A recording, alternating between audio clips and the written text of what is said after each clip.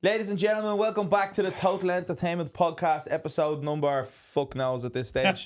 Joining me today, I have a very good friend, Glenn Matthews, artist, former drummer, Northern Irish. Well, let's go Irish. Yes, there you go. Now we have fucking get it in there, get it in, start it off right. Irish lads.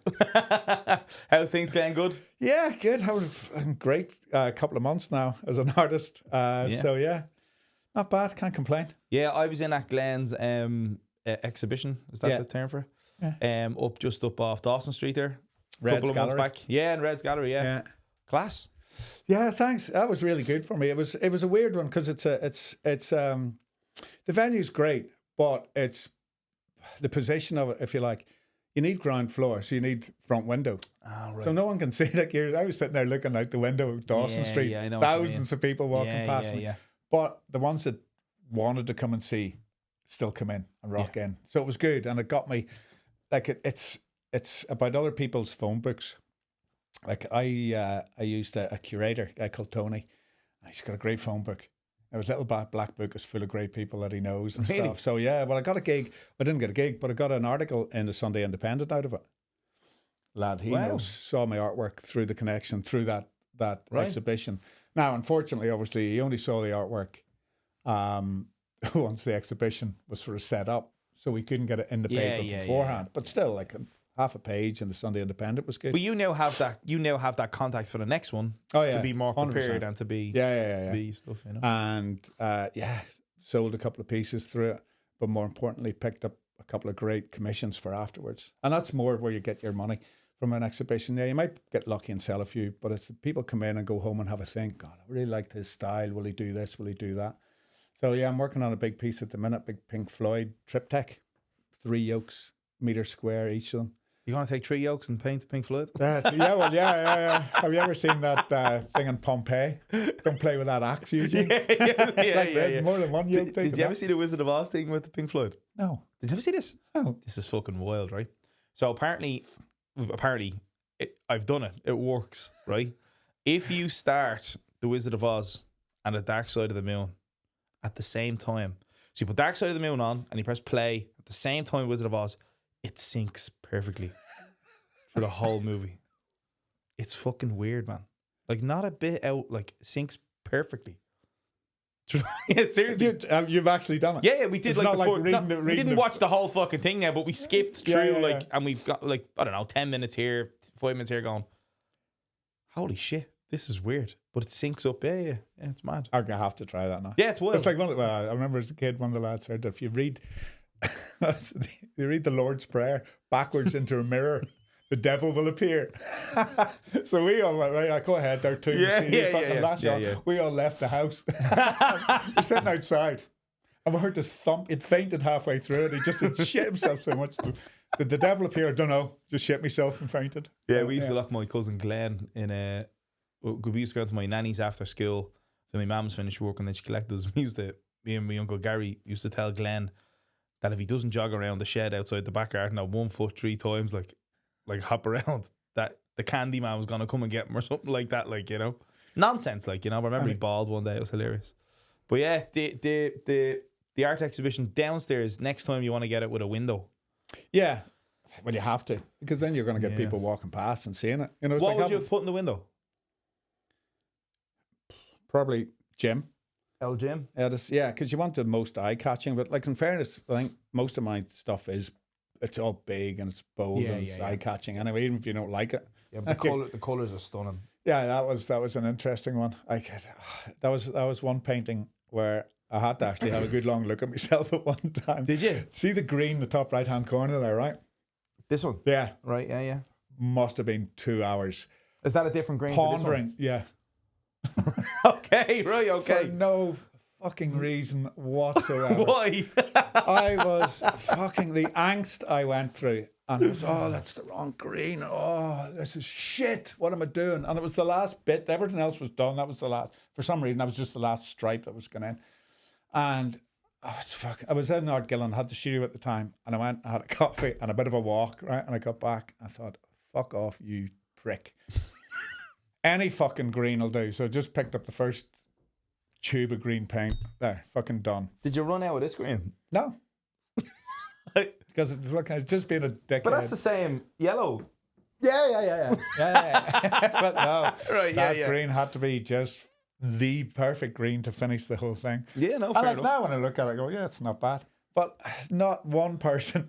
Well, I wouldn't. not one I didn't person notice that. I've has never ever noticed said, that. yeah, well, that's the No, thing. no, right? and I've seen this 3-4 times Yeah. now. I have never noticed that. But not one person ever said, you know what makes that paint? And that green's the fucking best green ever. Yeah. Like no one cares. But it's like in music.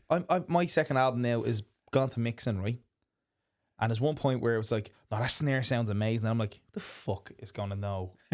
Oh no, hold on. No, I know. Fair enough, right? Read But like, the room. kind of going, my missus is not going to know the difference on what snare drum. She's not even going to know if it's MIDI, if it's real electric. She's even going to know. What are we doing here? In Like, fairness, you know, that's true. But it's Like- the same sort of thing. Like I Yeah. used to get hung up on the perfection.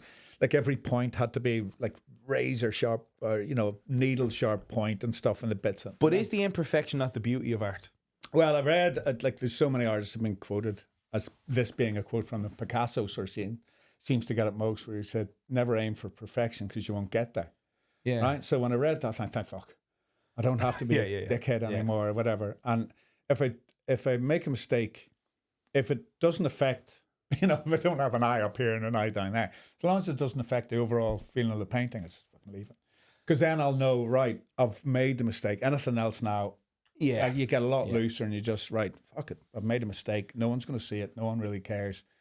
And not that people don't care, but they don't know that you've got this angst about you made a mistake in the painting. They don't see it. No, and I would have, as I said, I would have never noticed. No one does. I get embarrassed even telling the story. People look at but I can relate to that in certain things. It's green. It's green. Yeah. But there's 3 greens in that painting. Yeah, I was just gonna say it's a different one on the other side as well. Yeah. And this one's the same as that. Oh, it's the same stripe, isn't it? That's that would make sense. Yeah, that makes sense. It's nonsense, and like they're all aimed directly at the middle of the gun. Yeah, no one notices that either. I've never noticed that. Massively important point of that painting. That's one of the. Actually, the story behind that painting. I was going through. I was having a hard time on Instagram. Not that, like, you don't have a hard time on Instagram. No, You but post like you have a frustrating time on 30 Instagram. people though. like it, and then you move on. Right? 30 if you're lucky. But I there's a mate of mine. I won't mention her name. Right, she's a fabulous artist. Lives in Florida, and we were going through. Joined Instagram roughly at the same time. We started following with each other. Not like I know her through Instagram, but we're chatting and stuff. And anyway, so she had got to 500 followers before me, and Few, she was all, yeah. and I'm kind of happy for you. And then I got to 750 before her, and I overtook, and then 1,000, and then we got up. Both got to about 2,000, then just over 2,000, and then fucking like just stagnate, whatever. And then overnight she went, boom, 15,000, boom, 20,000. How? She posted herself in a bikini. Oh yeah. You got minus 15,000 if you do that. By I straight on to like Amazon bikini, mankini. I kind of get one of these. And thought, she has that over you. To be fair, yeah. Yeah, and like her art's brilliant, but in fairness, now she got up to that level, and she's doing great as an artist. So she wind that right back again. She used it properly. Why the fuck not? Like if you've got that sort of advantage to use, fucking use it. Yeah, well, this is what I say to most artists really that I meet when they kind of hit their struggling, especially with social media online. I just say you have to do something that's different. You can't just keep doing what you're doing. Like it's not working, Like I do always say, with our band, right? I do say people don't want to see me putting up clips of the song. Right now, I do it on a Monday or a Wednesday on the dead days where nothing's really vibing and nothing's really happening, right? Just to keep the algorithm ticking and to keep you in people's For You page. Yeah. Right? What people want to see is stuff that they don't see every day. So people want to see backstage. People want to see a 100%. recording studio. People want to see me calling the drummer a fucking idiot because he couldn't such and such. Or people want to see, you know what I mean? What they don't want to see are the walk on the stage. That little bit of being like, geez, I wonder what it looks like backstage. I wonder what's happening. What does that feel like? What is that? Yeah. That's what you want to get out there to get people to go, oh, that's cool, like, you know. I know. What's the shot on stage looking out like? But you not find yourself then spending too much time working on how am I going to break the algorithm and do something different? Like I'm now looking at, I'm thinking of getting stickers done of that, because I call that "Look at Me." Okay. Again, the point was, look at me, I'm a fucking decent painter. Yeah, but I'm not in a bikini, but fucking look at my stuff anyway. You know, I'm thinking of that, getting that done, and stickers, and you know there'll be court cases, but there's no such thing as bad publicity, right? No. Got fucking covering North County Dublin in my stickers. No. And I'll get me in a newspaper. Man arrested. Be covering 100%. Garda car and stickers.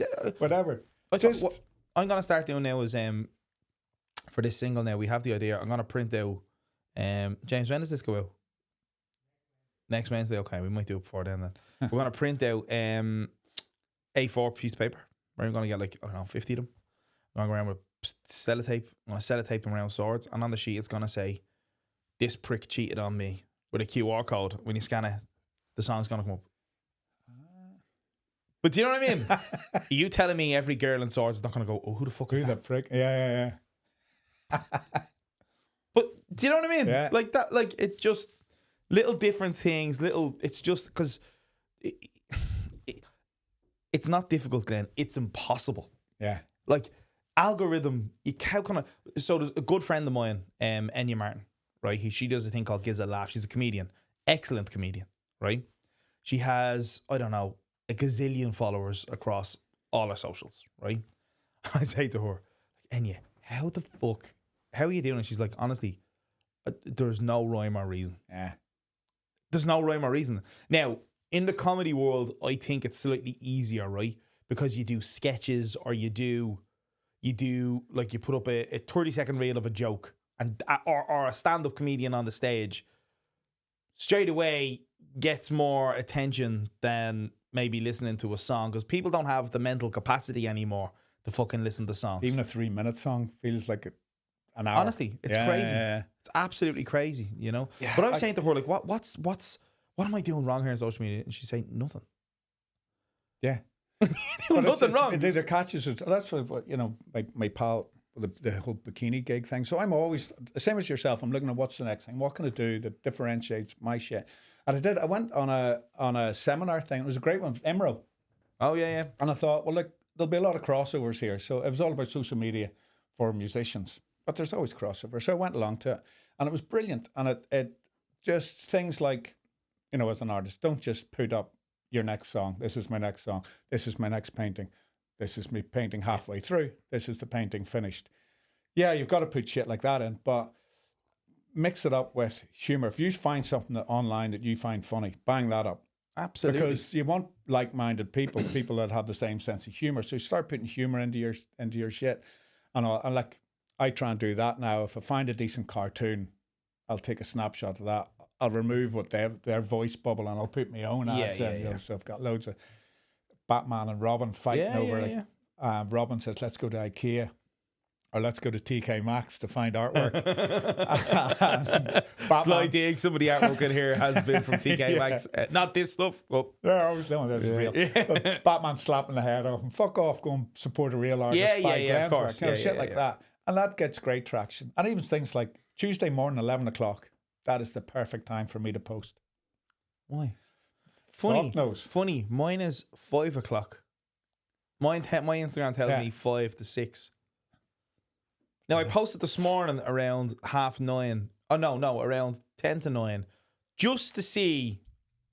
There's been shite engagement so far. Yeah. Nothing. Because everyone's on work, right? So probably not worth the bollocks, right? So I'll probably delete that and then repost it at 5 o'clock. Yeah. Yeah, but I've found 11 o'clock, and it's really fucking accurate and very consistent. Yeah. But the numbers don't lie. No. I mean, the stats don't lie, you know? Yeah. But it's like, that's another thing that really frustrates me. If I put up something just random that I've liked the look of or whatever, and occasionally I'll post like another artist's work because I just think that's really good. I'm going to fucking support that.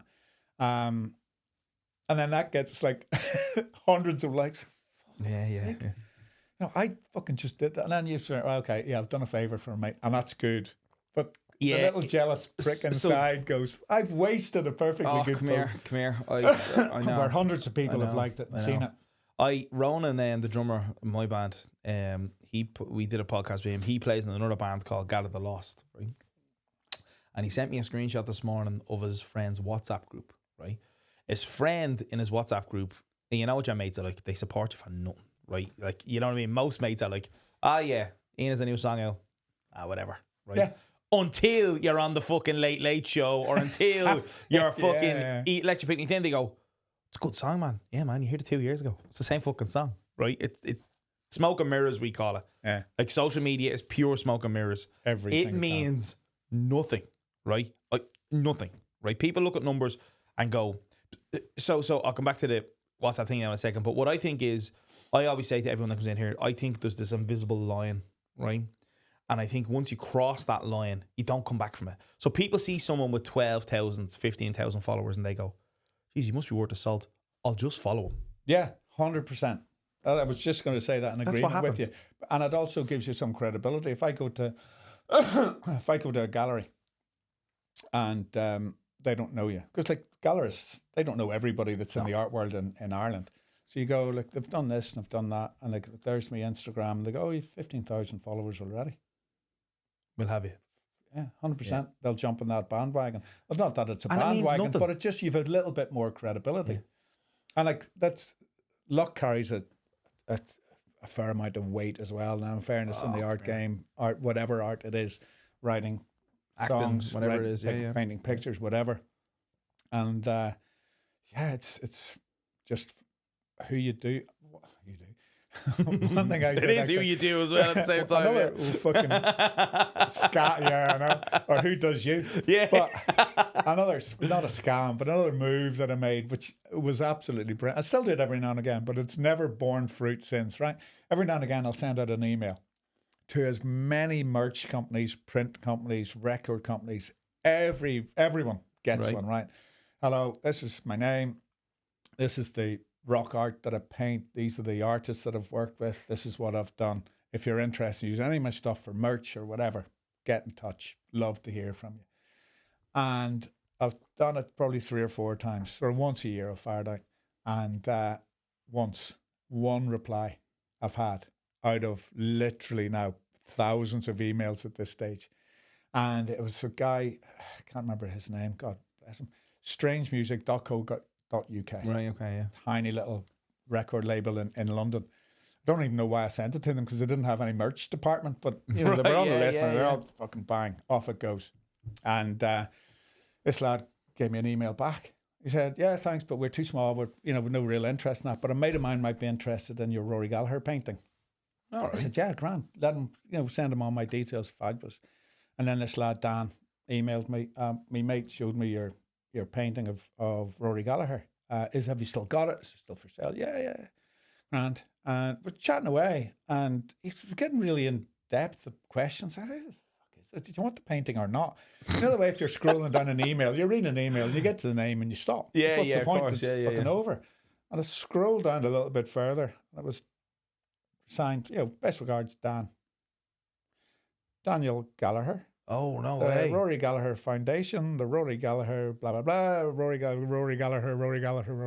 Oh, your man could have fucking said that in the initial email, yeah. Yeah, you thought he'd... Yeah, hope he didn't price him on the initial email, did you? No, I'd already done the fucking deal. Did you? Oh, yeah, no way. But anyway, so, it's all, my dad would love that. And so, they bought the... Oh, so it's Rory's son, was it?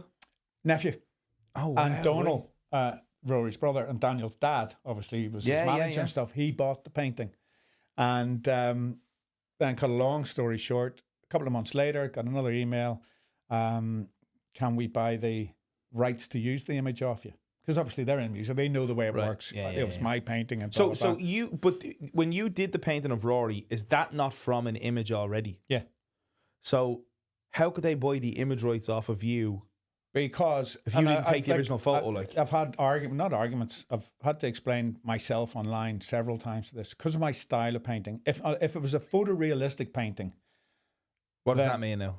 If it looks exactly like the, if this didn't have the colours and have the, but no, that's obviously a painting. Yeah. It's obviously it's a painting, but a photorealistic image is like someone trying to do a lifelike. Oh, okay. So it looks exactly like the photograph. So it's the photograph. I always say, why?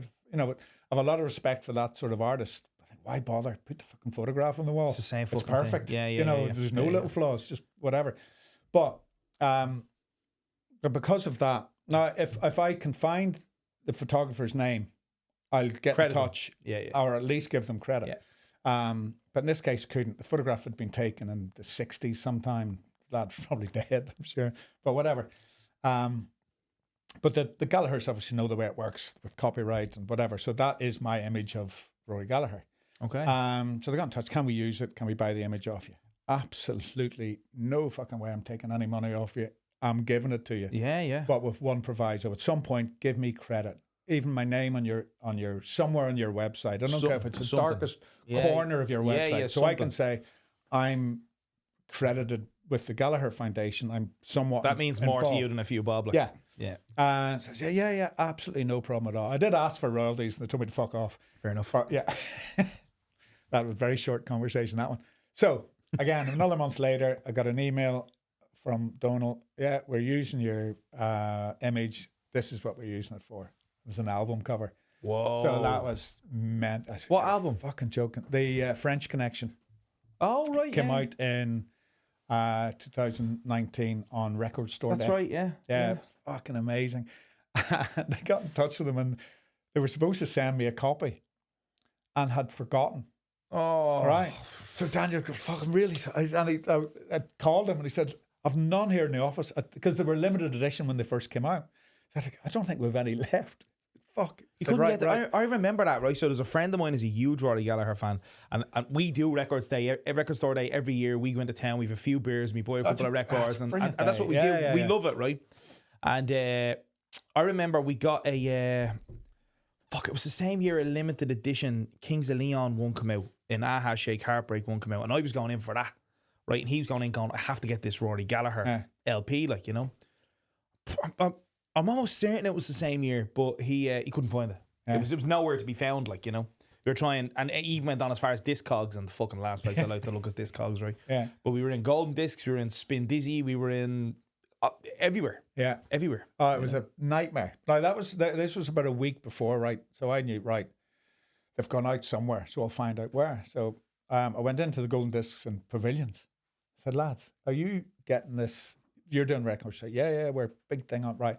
Are you getting the French Connection? And I in and out of there all the time. Yeah. In band records or whatever, because like one of my daughters loves LPs. Yeah. And so I said, yeah, I think we are getting it in. And I was nearly on my knees with this. Right, I beg of you. You have to hold it for me, like. Beg it, because like I've done the artwork for it. I went, you what? I said, well, we can't do that. And it was one of the junior guys, and they said, like, please. Like, can you ask the owner? You get the manager or someone to come out, like, you know. Like, eventually, well, he's not here at the minute. Like, in and out every day. And I got the manager. He said, yeah, like, what did he say? There was some deal where lads come in, anything that's been delivered for Record Store Day, like, they're brought in that morning or the night before. But could you not just buy it in advance? And they wouldn't let me. No way. Had to be Record Store Day sale for whatever reason. So anyway, cut to Record Store Day. And I thought, right, I don't care. I'll go there. Stupid o'clock. It was opening at, say, 9 o'clock. I was there at 7. Right, okay. Fucking queue of 40 people. I was going to say queue. Yeah. And I was looking at one lad who I know is into his like Irish rock. Looking, I know him. I said, "What are you here for?" He said, "I hear he's here collecting this, and this, and the Rory Gallagher album." No. I went, mate, you can't buy that. He said, "Why?" He's I know they don't say like he knows I'm an artist, and like, oh, okay. And he's why? I said, "I done the cover for it." No fucking way.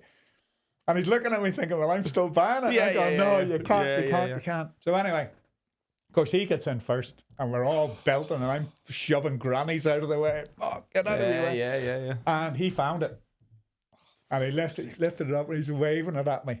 But he leant over and handed it to me. Nice one. Yeah. So you have it in the house now, do you? Oh, God, yeah. Frame it. Did you frame it? Yeah. Yeah, I have it framed. Yeah. But that was good. It was funny, actually, because the amount of people, Ian Rankin, the author. Oh, yeah. He has a copy of it. No way. Jake Burns, Stiff Little Fingers. He's a copy of it. And got in touch, like your artwork, man. All from that, like, no need for him to get in touch with me or whatever. But that was a nice touch. I thought the Ian Rankin one was fun. I said, I know that name. Yeah. Ian Rankin, author. What the fuck? So that was good. But that was off a random email. To go back to the original Mad, that isn't it? story, If you like Billy Connolly does, Yeah, like yeah. 15 minutes later. But he if you goes like, hadn't have sent that email, never would have had that. crazy, you know? And that has given me so much credibility. Yeah. People ask, what have you done? That would have seen. You might not have seen, but the Rory Gallagher album. Rory Gallagher album. You know, suddenly your credibility leaps. Maybe not leap. Yeah, but crawls out of the gutter a but little bit, and suddenly you have a right to hold your hand up and say, "Look, I'm an artist." And I've done another couple of album covers off the back of that as well. Not as well known lads. And that's worth more to you than like if the money. if like, they could have just bought it, even paid for the rights of it, used them as T-shirts or whatever. I mean, you can still get them, folks, online. T-shirts, hoodies, mugs. But an album cover makes all the difference. Like that's hugely different. The guy who where's this fucking thing here? The guy who designed this. I thought you were going to get a mention of that. Yeah, here every podcast. This which is out now. This is a guy named Steve Averill. Do you know Steve Averill? So Steve Averill sang in a band called the Radiators from Space. Do you ever heard of that band? No. So they were a punk band that were around the 70s and the 80s, I believe, from Dublin. Yeah.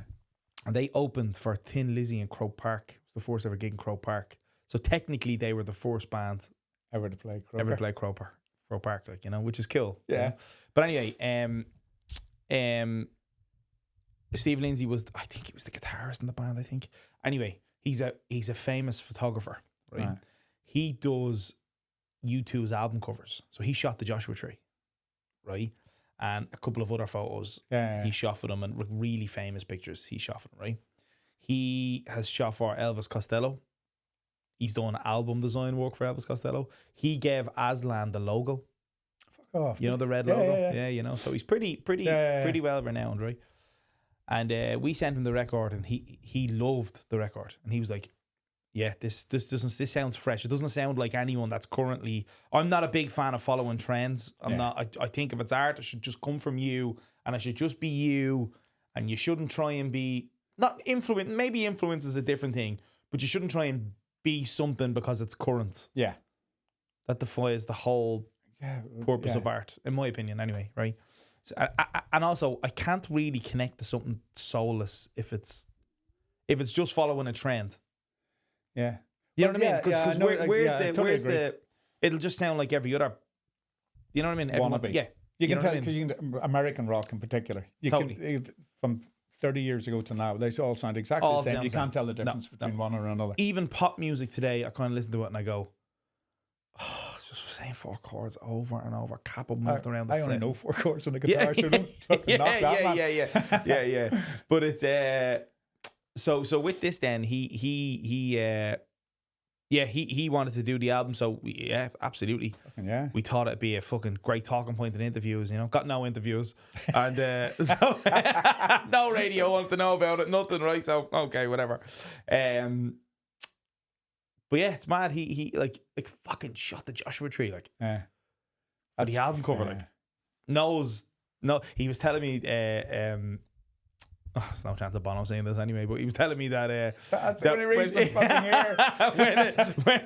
when they do when they're deciding their album covers, U2, you know, they has to put like, I don't know, 6 images say around, and it's called them one by one, because if Bono picks this, Larry will pick that, but no other reason than Bono picked this. Really? Yeah. You know what I mean? Like everyone gets it's still like, Larry's band, I would say. Come here. It's just it's come here. To me, they're the second best band of all time, but I've been in bands that long as well where I go, see that cunt, I'm picking this. I don't care if he thinks it's how good it is. I'm picking this because he picked that, you know. It does get like that in a band. And imagine working with somebody for, those boys must be nearly 50 years going already. They're the longest existing band ever. The Stones, no? Nope. No. They've got the U2 because of the same lineup. Oh, sorry, right. Stones have changed with Ronnie Scott and Ronnie Wood. Yeah, coming in. U2 first and Muse second.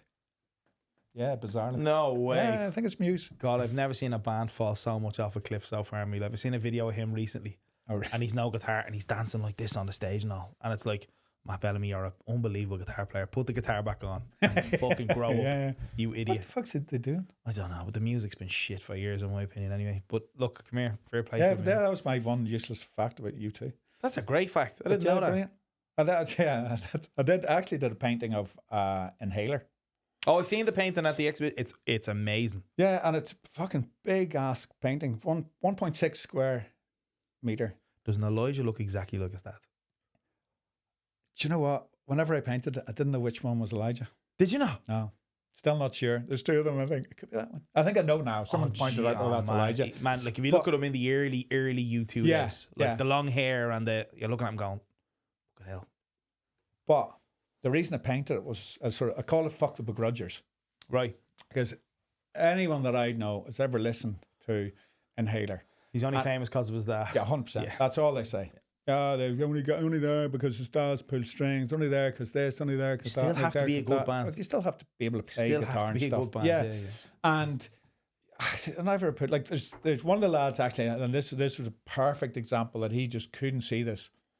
His dad, very successful plumbing company, and employs about 60 odd people, right, for a plumber.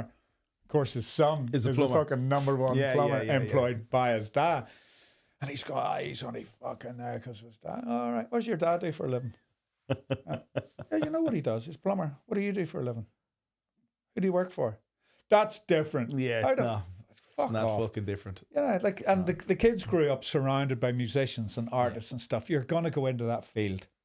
Come here. Like all the other siblings are involved. They're all doing creative things anyway. I don't begrudge anyone helping their kids. The only thing I begrudge is it seems to be one of the only ways to properly get to that level these days. Yeah. Do you know what I mean? Like Hosier's really good, right? But if he wasn't best friends with Caroline Desmond's daughter. I knew Caroline was his manager. Yeah. I didn't know that they were buds. Apparently they were neighbours in Bray. Right. Now, I don't know how true that is, but apparently, they were best friends growing up and he was always destined to. So. Now, come here. Hosier's class. Oh, yeah. So this is why I don't begrudge it, right? Is it not his brother that writes a lot of the songs? I don't know. But Maybe. which, never mind, doesn't matter. But like the songs are still there. Yeah, right? and his voice is brilliant. And he's a great guitarist and he's a great performer. And I'm not saying he doesn't deserve it, but what I'm saying is I hate that he just, those opportunities were like handed to him on a plate. Yeah. I'm hounding MCD for a couple of support slots. They're doing my show in the Academy in February. Yeah. And I am like, come on, guys, help us shift the tickets here. Yeah. It's in your best interest to help us shift these tickets. Because they've told me they believe in the project, they've heard the songs, they like the songs, they've seen the show, they came to the last one, they loved it. Yeah. Fucking help me out then, Fucking hell, But we're putting it on. There's the little MCD at the top of every poster, whatever you see and stuff. Yeah. Yeah, but listen, But it's the same with the Coronas, right? A lot of people slag the Coronas. I'm not, that music is not, it's not the most exciting thing I've ever heard. Like the singles I like, right? I'm a fan of something like Can't Deny. Can't Deny. The singles are just, the melodies are brilliant. They're great pop songs. But live, man, they're unbelievable. I've never seen them. They destroy the stage live. Yeah. Like they just leave every ounce of energy on the stage. Phenomenal live act, right? Wouldn't be my thing, you know what I mean? But amazing live act, right? But again, his mom is, you know what I mean? And so does he get the leg up if his mom's not? I don't know. That's what I hate. See, I suppose it is frustrating. But the flip side of that again is, look, he grew up surrounded by and as I said, if I got to that level, he was a guitar at 3 years of age. If I got to that level in Isabel, I would be 100% doing everything I possibly can for my daughter Isabel to get to a level, right? Yeah. I'm not saying that, but what I'm saying is, if I didn't, Isabel would have no chance of getting to that level. Yeah, that's just how it seems to be. Yeah, like it's always hard.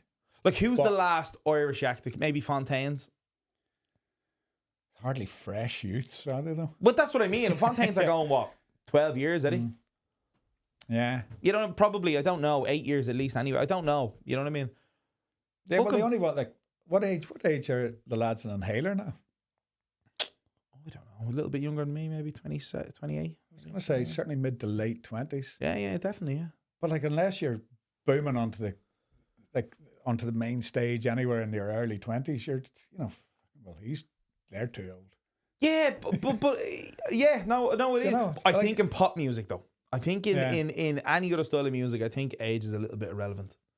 Like, I'm well aware I'm not going to be Harry Styles, and I don't want to be Harry Styles. Do you know what I mean? So I'm not aware of that. Yeah. But I mean, some of the bands I listen to that go around, they do the likes of the Academy or they do the Olympia. They don't quite reach a massive arena, like a 3 arena stage. Like, I'd be over the moon with that.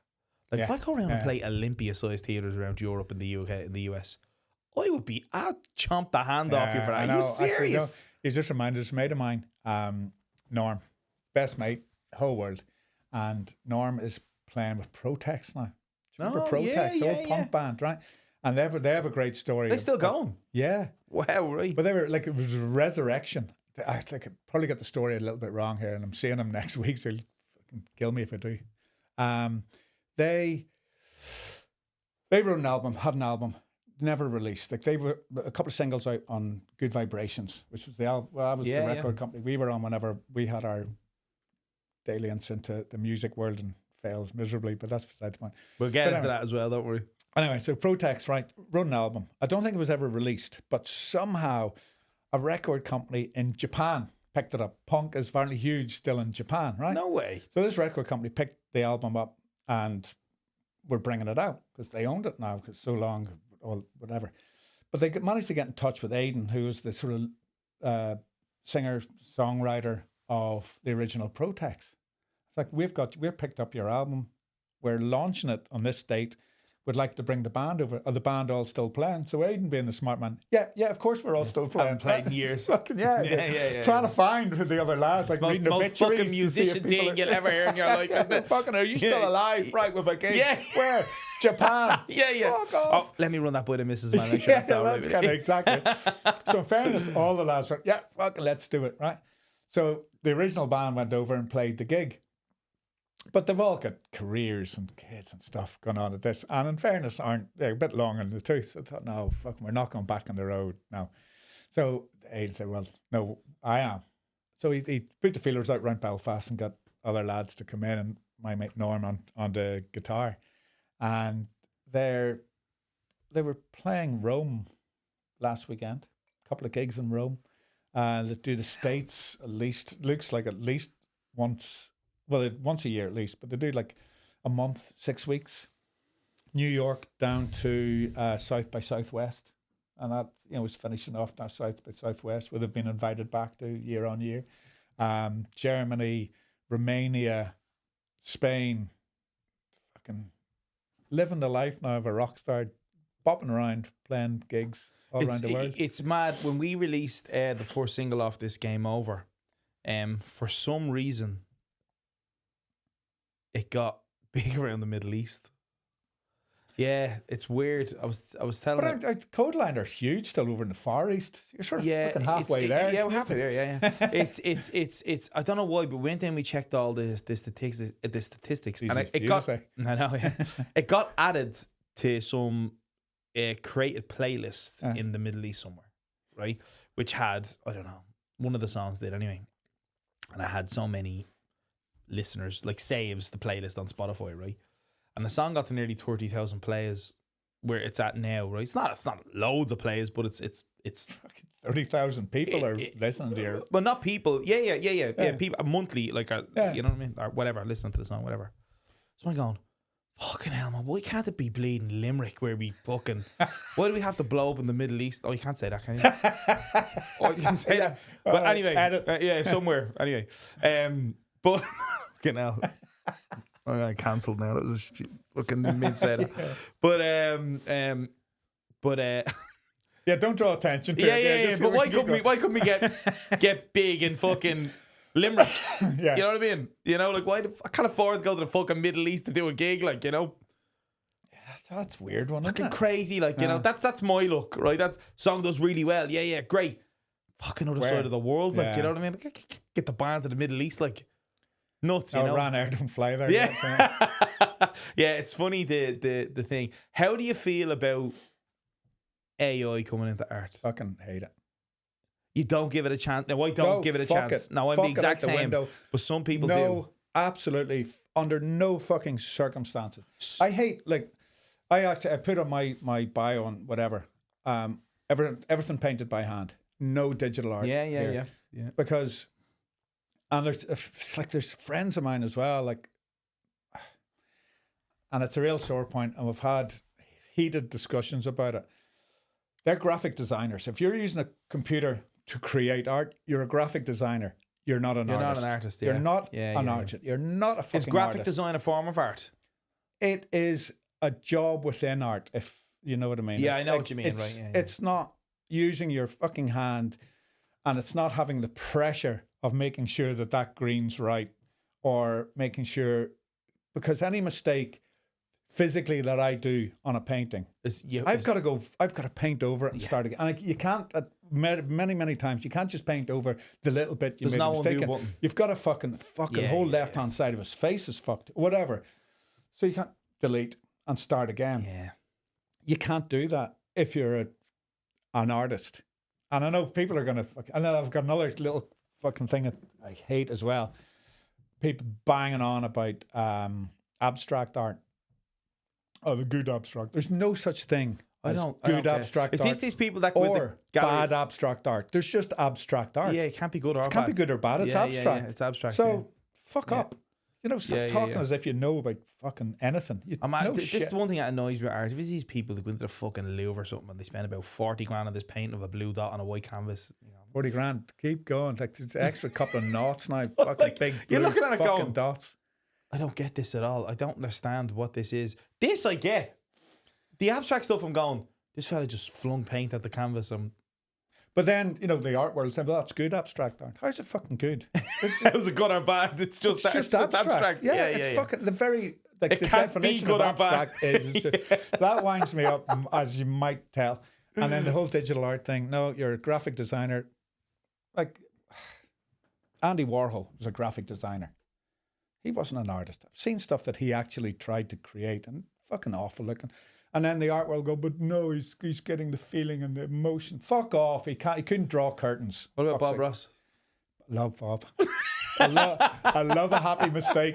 Fucking love but he could just out of his fucking brain have mountains and streams and stuff. I have to work off photographs and I'm like, bit of a genius, was he? Like, oh fuck, he just creates this shit.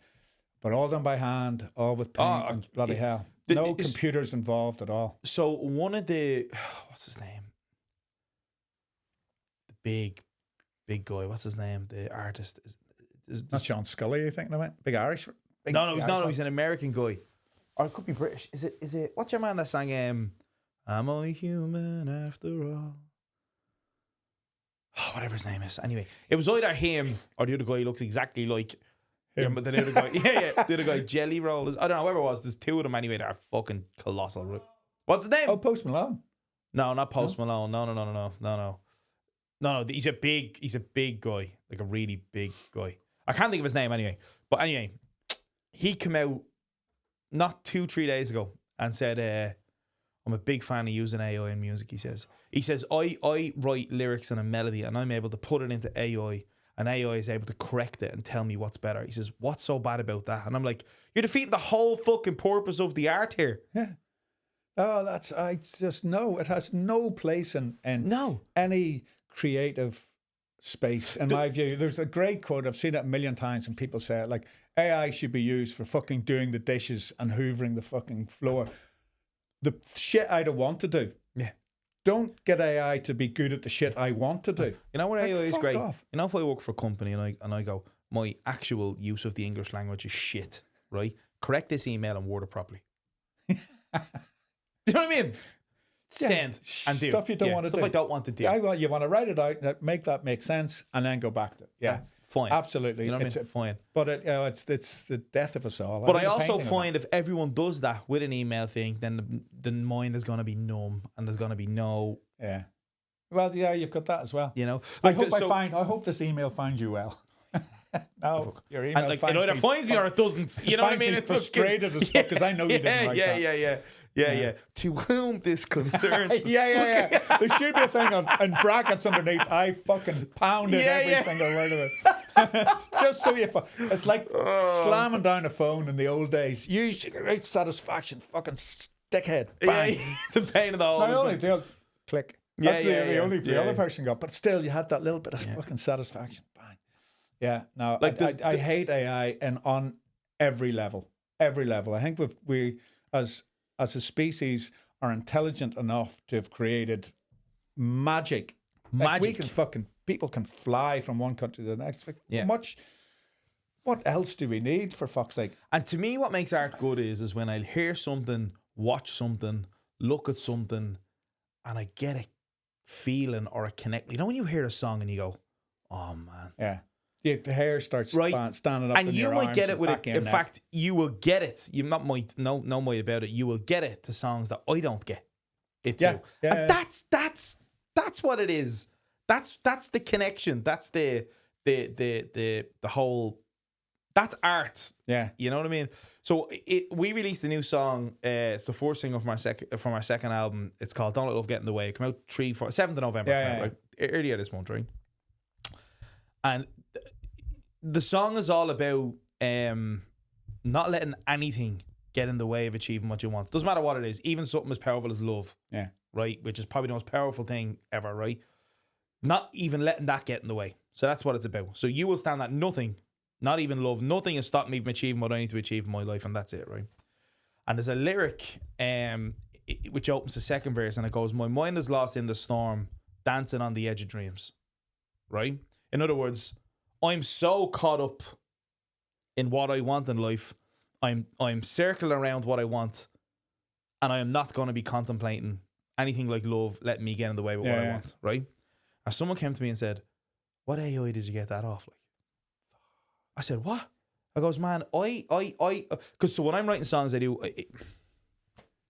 a circle, right? And I spider chart what the song is about, what I'm feeling when I'm writing it, such and such. And it could take me months. Yeah. Sometimes it take me 15 minutes, but it could take me months, right? And I had the second verse written, but I couldn't figure out how to open it. Yeah. Right? And I was watching a movie one day, and someone said, "Yeah, you're just dancing on your dreams," or something like that. And I went, "Yeah, what a fucking great line." Yeah. There it is. You know, it was 2 a.m. It could have been, right? Don't forget. Fucking get the fucking guitar. I'm out to the shed. Get the fucking, bring it in and fucking. I was like, I have it. Yeah. I have it. Now, it might not have been exactly what it turned out to be, but I had the foundation of what I wanted that opener to be, you know? And like, that will live with me now forever. AI just eliminates all the magic. All the magic, you know? And the fact someone think that it was an AI that wrote that lyric, I don't know whether to take that as a compliment or an insult. Yeah, I get quite a lot because my stuff can look as if it's computer generated. You know, and my stuff, I like to think that if you see a painting of mine without a signature, you'll know it's mine because there's an obvious sort of, that's my brand stamp, the look of it. You know, that I only use 3 shades of grey to create the images, and then whatever color I throw in the background is whatever, but the images are only created using the same thing. The lines are really sharp, or I try and get it as sharp as possible. And I've had a lot of comments online. People that know me know that I don't actually own a computer, so. Do you not? No. Don't have one. Haven't had one in. Fuck would you need one for? 20 years. What would you need one for? The kids have them and whatever. I don't know how to switch them on anymore. Phones do everything. There's enough shit in your phone. It's like an iPad. What's the difference between an iPad and a phone? One makes calls and one doesn't. That's the fucking difference. Hello. Yeah. It's one's harder to hold against your ear, isn't it? I mean, I use one with the cover gigs to read the lyrics off it, but like, I just fucking don't need one. Nothing, you know. And but lads that don't know me or whatever online, I love people asking what program do you use? What are you talking about? What, you know, to create your art, your digital art? It's not fucking digital. That's why I have it in my bio. Everything done by hand. It's, oh wow, you fucking pencil. Yeah, you know, I use a pencil and I have a photograph in my hand, and that's what I do the sketch. Then I stick paint on it, and there's your painting. Like, so this is stenciled out with a pencil first, is it? Yeah, all drawn with a pencil, right? Yeah, and then paint it.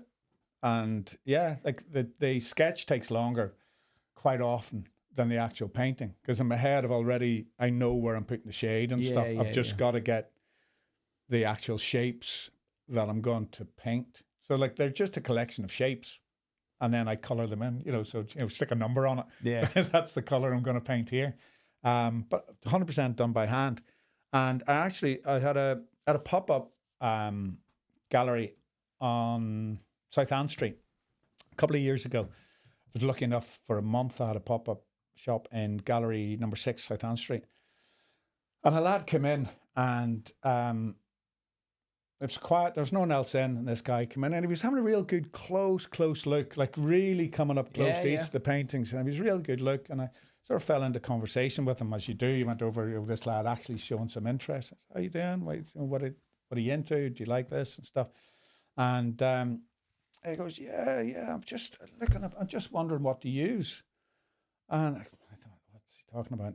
What do you mean? He said, do you use a projector, or like, do you trace them? I said, well, how do you mean? He said, no, like, you've caught each of the faces so well. I said, I use a pencil and a piece of paper and I draw them. What, you don't use anything? I said, no, like, I've got, and I was working on a piece in the, because I knew there wasn't going to be people walking in every minute of every day. So I had a piece on an easel that I was sketching, and I had the little photograph that I was working off, and I think the piece was about 1 meter square, so it was a decent size, and you could see me rubbing out bits and putting bits on again. He came back, wow, fuck, that's really impressive, well done.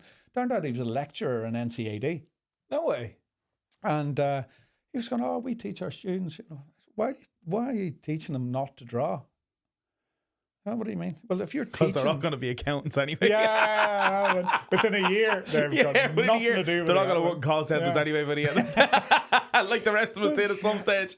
Yeah. I know, but he was amazed that I didn't use these A's. It would be quicker. And I said, well, it won't be real then. Yeah. Like and if you probably tried to change your method of using a projector, I don't think you'd probably get this. Don't know. I don't have one. Yeah, can't afford one. So, but like, I've been offered a couple of gigs doing murals in pubs and stuff, and by God, absolutely. If it's a paying gig, get your fucking projector. So Glenn used to work in the Cock Tavern. That's how I met Glenn, right? Because I do the gigs there, and Glenn was a barman. You've been a barman for years, have you? Yeah. Spot over in Spain for 10 years, and then that's right. Yeah. So in the smoking area of the Cock Tavern, lots of your paintings are up there. Yeah, another fucking story about those as well. But yeah, I've 1, 2, 3, 4, 5 large prints of mine up there. Who are they? Who's in there? There's Rory. Rory's there, yeah. Phil Lynott. There's got to be a Phil Lynott. There's Luke Kelly, Glenn Hansard. And there's another one. Can't think who it is. Can't remember. Anyway, there's 5 of them up there. Van Morrison must be the other one. And but there's another painting in a similar sort of, it's another pop art, brightly coloured painting of 4 lads with a pint of Guinness, whatever. And I think the beer garden had just been freshened up and all these had gone in. And in fairness now to Paddy and the Cock Tavern, it's a great beer garden. It is a great beer garden. It's really good. So how really long ago was this? Oh, this is whenever all the stuff had just freshly gone in. Like the beer garden had been open, not much dissimilar from whenever Paddy took it over. Right. And then Paddy... Now remember, I only moved to Swords in 2019. Oh, right. No, this is it's a year or two before. No, it would have been around 2018. Would it, yeah. Yeah, right. And like it was just a real traditional sort of beer garden-y stuff. But then Paddy put the grass down and, it's brightly coloured tables, massive TV, all the rest of it that he did. Really good. And so anyway, I was like wandering around one day. I was working, but it was like wandering around. Just chatting to folk, and there was a couple of girls that came out, called me over. Glenn, these are all your stuff, aren't they? I said, yeah, real pleased. Do you like them? I said, yeah, I absolutely love them. And I went, that's my favourite. Pointed at the other prick's painting. No way. Yeah, is that your? Yeah, absolutely. That's my absolute favourite. Yeah. Oh, and I actually know the artist as well. I don't know him, but I know his brother. Right. And I told him. But you have some paintings in Dublin Airport too, right? Yeah, at the minute of 10, in the Platinum Services the VIP area. So So anyone that watches this I'll will never see them those again. paintings. Yeah. I'll fucking never see them again. I'll never see those paintings. No. Don't only tell them they're in there. They're not actually in there. But you might see the others, right? That's in the Platinum Services. That's the VVIP. But VVIP. VVIP. Like, your likes of Bonham and stuff use those services. Oh, right, okay. And there's a story about that. The one of them. inhaler painting is in there, right? Oh. And Bonham was heading off to the States. I think it was just before they were doing the Vegas Residency thing. Sphere. Yeah, Sphere. Yeah, Dome. And I have a friend that works for Platinum Services, and she was walking them through. All the other, they have 8 lounges, all private lounges. So where is it in Dublin Airport? Terminal 2. I can't tell you if you can't afford it. no, I can't afford it. Yeah, but I've always wondered, where is this? Did they fly into a separate terminal? Do they fly? No, they come in flight. Some of the Platinum Services guys, they'll spend €135 getting from their lounge out to the airplane and hopping a Ryanair flight to Liverpool for What? 20 quid. Yeah. You see BMWs pulling out to Are you serious? Yeah. But their lounge is, what the drop-off point is for Terminal 1? Yeah. If you're dropping someone off and you just go on down the hill, Right. Platinum Services is in your left at the bottom of that hill, round the corner. I see. Right. And those Okay. lounges are absolutely Immaculate. They're just superb. Are They're they? brilliant. And So there's a bar in them, and there's you have private service. so you hire in. You order in, and I'll So give you none an of the example staff of how cool it is. Right, the whiskey tumbler. The ice that fits in the whiskey tumbler will only fit in the whiskey tumbler, and they come as perfect spheres, and they just slip in, right, and then the whiskey on top. There's just everything is just so cool, and I got the chance to put some artwork in there. But they've 7 lounges all in one sort of area, and then there's one in the old terminal building. They're hoping to take over that whole building because it's protected. Right. Okay. It's a listed building now. It's beautiful. And they're hoping to put all the VIP sort of stuff in there because it's not used for anything else at the minute. It's a good bit away it's from listed and it's protected. Yeah. So I got the chance. I have one lounge, and I call it. If you're ever going through, ask for the Matthews Lounge. No one knows who that is. What the fuck is that? Ask for the Matthews Lounge. But anyway, all the other lounges were chocolate block, and someone like Bono would always be someone to get bumped somewhere else. But anyway, he last minute job. He was flying back out to Vegas. And he came in, and we've only got the new lounge, which is a little bit away. I'll walk you over if that's okay. Yeah, grand, whatever. So, and anyway, so they're walking over, and Suzanne, my pal, said, "Great, as soon as you walk in, first thing you see is this massive painting of his son right on the wall." And she was all delighted. "Will you see the artwork in here? It's deadly." And she got a call on the radio. Bono's flight's ready now, and she said she was about 30 yards away from the door to land. As a friend, she was going, fuck it, if he's late. Well, this is VIP. I've got to take him out straight out to the flight. So she couldn't do it. So he was about to see the painting of his son, but didn't in the end. But that was just another little sad story. But the rest of my stuff in the executive lounge, which it costs you it's an extra 20 quid on your ticket, you can get in and use the executive lounge. And that's worth it, is it? There's a bar there, and it's limited. You can't. Once it I fails, don't even see these options. You know where security is? Yeah, but there's no option when you're booking a flight to go executive lounge, or there's no Platinum Services option when you're booking a flight. Probably can't afford. No, well, you have to be a member. You have to join Platinum. Well, if you put VIP Services Airport, if you Google it, you'll find it. Oh, okay. It's not on Dublin Airport. It's not on it's not on fucking. If you're on the DAA website, you'll find it. Right, but it's not on Ryanair's website, is it? No, sorry, that's a bad airline to use as an example. But it's not on fucking, I don't know. No, it's not on any. I think it might be on. Well, Aer Lingus, the DAA lounge is on Aer Lingus's website, I think. The executive lounge, is it? Yeah. Right. Okay. Yeah. Anyone can use that. You pay a bit extra when you're booking your ticket, and for any airline, doesn't matter what.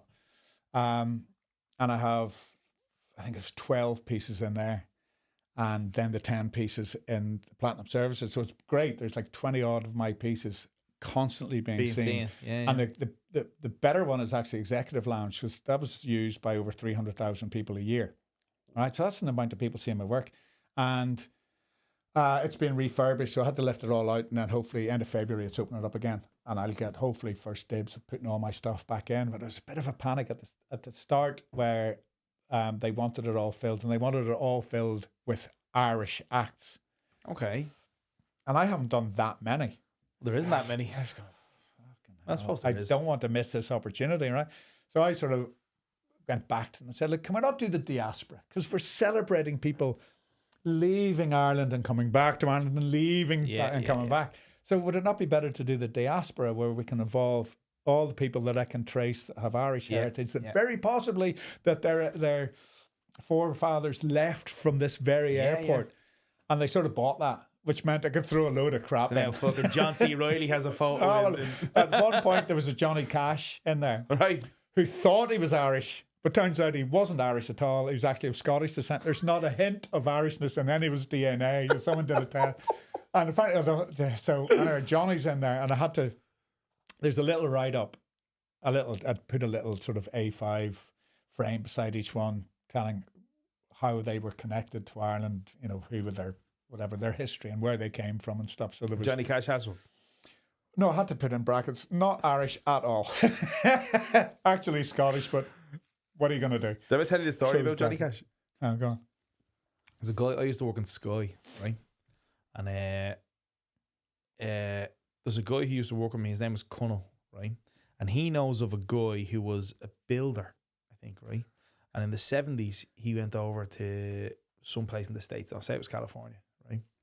And apparently this is all true, by the way, right? So he went to this place in It's not another one of your oboe stories. no, that fucking mental. That is no. But anyway, he went to California, and Johnny Cash was getting big at the time. So what was this, 70s? 71, 72? Early 70s, maybe, I guess. Anyway, he went over, and he was on construction, you know. And he went into this club, and Johnny Cash just so happened to be playing in the club that night, you know. But him being from Mayo, right, the most Irish man you'll ever meet in your life, right? He's at the bar talking to these two worldies, these two women at the bar, right? And he says, oh my God, your accent is incredible. And he's like, cheers, I come from a place in Ireland called Mayo. You probably never heard of it. It's tiny. No, never heard of it, and such and such. And he said, what has you over here? Like, he's like, Johnny Cash is a mate of mine. He says, I'm a musician and I play with him the odd night. No such thing. They go, no way. He goes, no, seriously, you know, fucking Johnny's a mate and all. So he goes, he thought nothing of it anyway, right? And he thought he hasn't a chance with these two women, right? So he goes into the toilet, and Johnny Cash takes an interval, and Johnny Cash then comes into the toilet, right? And having a piss beside him, and he goes, Johnny, how's it going? My name is such and such. Big fan. He says, I'm actually a bit of a decent. I've come from Ireland. I'm over here playing music myself. He says, would you mind if I got up and did a song with you? Like, we'll do a blues number, or rock and roll number, whatever it was. Johnny Cash says, oh my God, yeah, I've always wanted to go to Ireland. That sounds amazing. Yeah, come on up to the stage, right? This fella can't play an instrument, right? So he goes, oh yeah. He says, call me up a couple of songs in, Johnny. Fucking, you know what I mean? Like, you know, there's probably 500 people in this venue, right? Johnny Cash is like quite getting there, but not quite. Yeah. You know, he's known, but he's not. Yeah. You know, and so he walks back up to the bar. The two women, they goes, yeah, sure, might go up and do a song with Johnny. He calls me up the odd time, you know. So a couple of songs in, Johnny Cash goes, gonna call my friend up from Mayo in Ireland, ladies and gentlemen. And he goes, Johnny, not tonight. I'm talking to the girls, he says. Fucking great, isn't it? It's great. I was like, that's the fucking so Irish. It's Johnny, I'm talking to the girls, Johnny. Leave it. We'll do it tomorrow. And he's looking at him going, okay. All right then, like, you know. Hilarious, you know. Tell us a little bit before we finish about your music ventures. Tell the band you played in. Yeah, well, we were almost brilliant. We were on the fuck, we were so close. We were on the Good Vibrations record label. What's the name of the band? Preacher John. And you can still find us on like irishrock.org and shit like that, and semisolidradioCom. Yeah, we're on that. Actually, you can hear there's 6 or 7 tracks on that still. But we were, like just fucking working. And Glenn was the drummer in the band. Oh yeah, but there was a bit of a Spinal Tap thing about Preacher John. Right. I think I was the 3rd drummer. Oh, yeah, right, okay, yeah. But anyway, lasted longer than anyone else. Like just brilliant times. Gigging around Belfast. And one thing about Belfast, there was certain areas you couldn't go and could go or whatever as a normal citizen. But if you're into music or into motorbikes, that was it. There was no. So a Catholic bar, Protestant could come in to play music and no one would say anything. Well, yeah, you had to know what anthem to play at. No, the end you're of the not night. going in and playing fucking God Save the Queen. But I mean, like, oh no, but sometimes you were asked, and there's a couple of bars. I remember one bar we were playing out in the country, and like completely out in the sticks, and out in the sticks there, you would have this big functiony sort of bar, right? And there would have been a village on 3 miles one side. You knew was maybe a very Protestant, and another village 3 miles very Catholic. right? Okay. And this one night I remember, and we'd finished, and it was all great. And one of the barmen came running. I fucking forgot to tell you, you need to play the anthem. And so, like, God bless him, Norm, who I was talking about earlier on, playing with Protex, he's looking around. We didn't know what fucking anthem. Oh no. Right? So I won't tell you what one he chose, right? But he did the most amazing Jimi Hendrix fucking Star Spangled Like melody, just version of this thing that you could barely tell what it was. The other three of us, we fucked off. Fucking right. Sitting in the van in case we had to go. Getting right. But he chose well, and standing ovation, and we were asked back then to go back to that gig. Jesus But Christ. that was genuinely scary. Because imagine if he'd reefing into the wrong one, like we'd have been killed. Play the anthem. But yeah, Yeah, what one do you want? yeah, I only know the French. I don't know your fucking... yeah. So, but that was like, it was brilliant. We played with You say play the anthem now and you play Maniac 2000. That's the play now around fucking my way. Yeah. But we did a lot Yeah. of mad gigs with Jim Armstrong Blues Band. Jim was Van Morrison's original guitarist. Wow. And one of the best guitarists I've still ever heard in my entire And was life. he a nice guy? Yeah, absolutely sound. He was. He didn't talk much, but when we did, he was brilliant. He got on really well with our guitarist. Like, Right, obviously, yeah. did stuff in mind and in common and stuff. And I remember him bringing it. He brought his Les Paul to a gig, and like it was, you know, and when he opened up the case, it was like the lights. It was like opening up the ark. You know, The ark. Yeah. and this thing, and he was asked at the time, or Norm said, "Well, what do you think that's worth?" Because Norm played a Les Paul, like his was a late 70s, or is a late 70s Les Paul, and but Armstrong's was Worth a fortune now. oh, A absolutely, small fortune. and it's beautifully worn and stuff. it? It's Yeah. the most beautiful guitar I've ever had the pleasure of holding in my hands, and that's me mates. But Armstrong's guitar, Norm asked, "How much do you think it's worth?" And this is, I suppose, mid 80s. I think it's insured for 40 grand. This was 1986 or something like whatever, and just beautiful. But so like, it was brilliant. With such a laugh. Like there was his drummer was an absolute lunatic. They're all lunatics, Glenn. Yeah. But this Lewis, he was fucking. We were heading up to a gig in Port Rush, Spuds during Northwest weekend, which is the big motorbike race. Right, Right, so okay. brilliant gig to have. 300-400 bikers all giving it socks, loving your rock music, right? So when we were just leaving Belfast, heading up, and we saw, what was his fucking name? Can't remember. Madman. Call him Dave for Right, okay. give him a name. Yeah. And he waved us down. He was walking home, and I just nipped out to the shops, and he literally had the pint of milk and the loaf of bread. And Right. So where you going? We're flying up now. We're going up to Port Rush. Are you doing Spuds cake? Yeah. Fucking hell, can I come with you? Yeah. Oh yeah, jump in. I just wife and kids like sitting at home waiting for their fucking breakfast. No mobile phones, obviously, and none of that. Yeah, Right. yeah. Oh, yeah, they're waiting on the breakfast. Yeah. Monday. Now this was Saturday morning. Monday we dropped him back. He'd left the pint of milk and the bread in the van, and off he tootled. Thanks. Mental, man. Brilliant weekend, mind you. But yeah, we left him at the bar at one point, and he convinced the barman that he was part of the band and it was part of our tab. I think we owed the bar money when we came off. Oh, he was buying no. everybody drinks. Fuck. Anyway. But yeah, we did okay. We played the Marquee in London a couple of times. Yeah, was that the gig that you said Paul Brady? Paul Brady rolled us a couple of joints. On that Yeah, one, yeah. He was our support act. That's wild, because he would have been. Oh, he was already huge, yeah. But it was like he had an album, like new album coming out, and it was all half sponsored by Polygram or Polydor Records. I can't remember which one it was. Okay, Polygram, I think it was. Too massive. And he was obviously on that record label. Yeah. And Radio 1 were coming down They were recording. Is and it that was put out and because stuff. Paul Brady was? No, Was no, that for no, you? just fucking us, yeah, man. No We were way. actually pretty cool.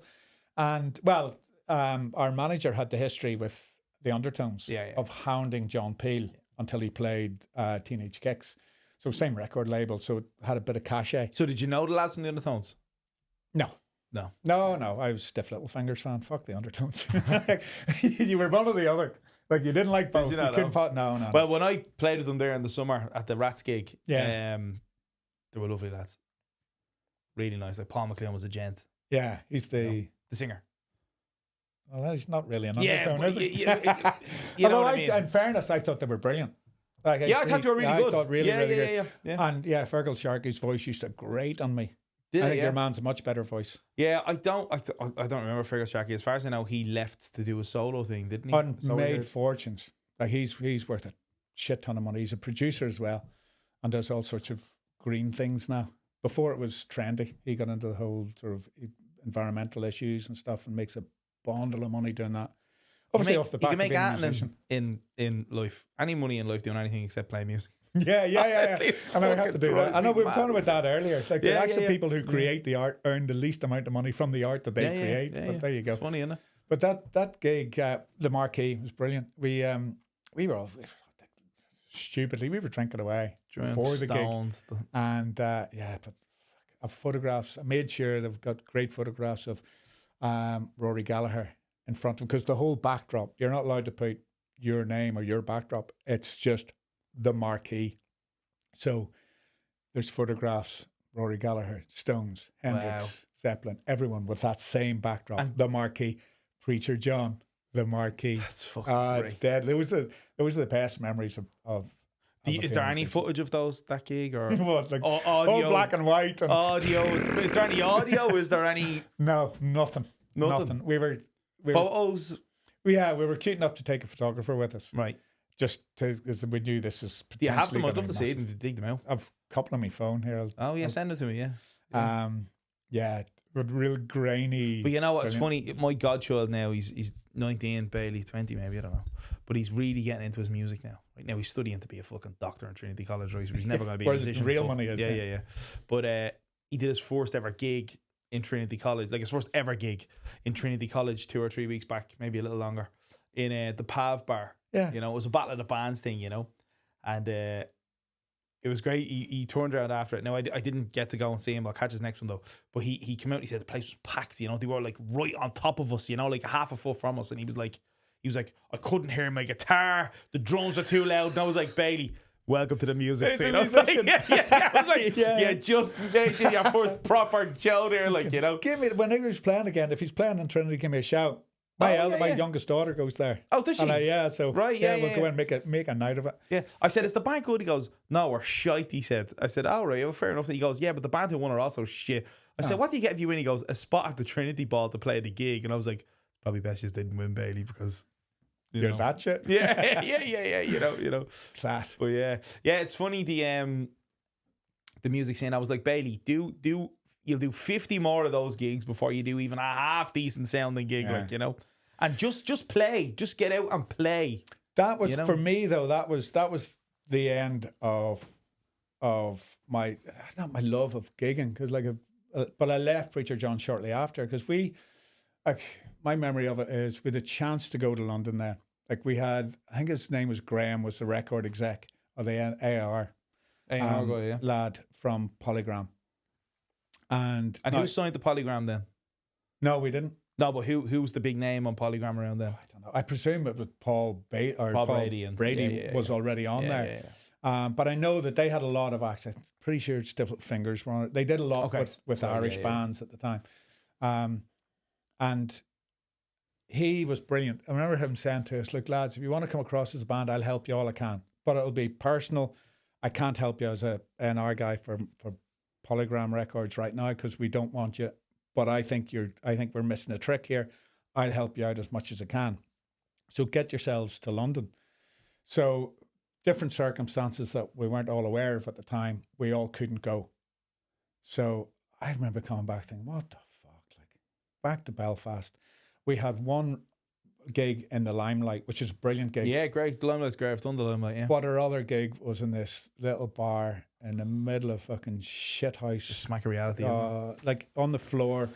And every time someone opened the door, the bass player had to take a couple of steps to let him in. Come here. We did a gig last Thursday in the Academy in the main room, Sport Electric 6, and it was amazing. The sound was great. The place, 850 people in the place, great, you know. Fucking Straw Hall then on Saturday night, like, you know, just, come here, pain in the hole, like, you know. The joys of the music business, that just you know. fucking kills me. I know. Thinking that we had a chance. We had a guy who was going to help us. There was places that we could have stayed in London, and we didn't go. And it's to this day, it's a regret that we didn't give it a lash. You know, even to go over for 6 months. Yeah. Because we were young enough. Jobs didn't matter.